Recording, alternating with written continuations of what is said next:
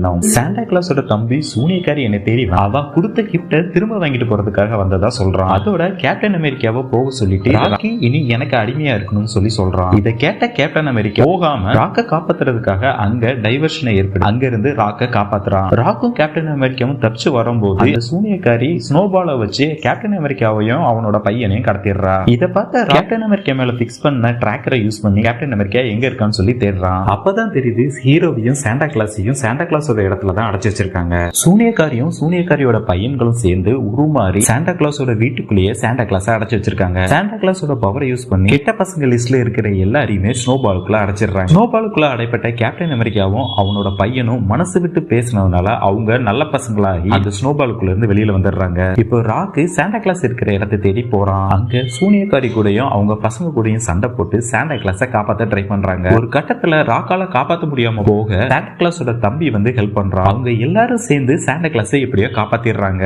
இப்போ கிறிஸ்துமஸ்ங்கிறதுனால கேப்டன் அமெரிக்காவையும் அவனோட பையனையும் கூட கூட்டிட்டு சாண்டா கிளாஸ் உலகத்துல இருக்கிற எல்லாருக்குமே ஒரே நைட்ல கிஃப்ட டிஸ்ட்ரிபியூட் பண்றாரு. கேப்டன் அமெரிக்கா திருந்தினதை பார்த்த ராக்கு உலகத்துல கெட்டவங்க திருந்ததுக்கு ஒரு வாய்ப்பு இருக்குன்னு சொல்லி தன்னோட ரெசிக்னேஷனை கேன்சல் பண்ணி சாண்டா கிளாஸ் கூட மறுபடியும் வேலை செய்ய ஒத்துக்கிறான். இதுதான் ரெட் மூன் படத்தோட முழு கதையுமே.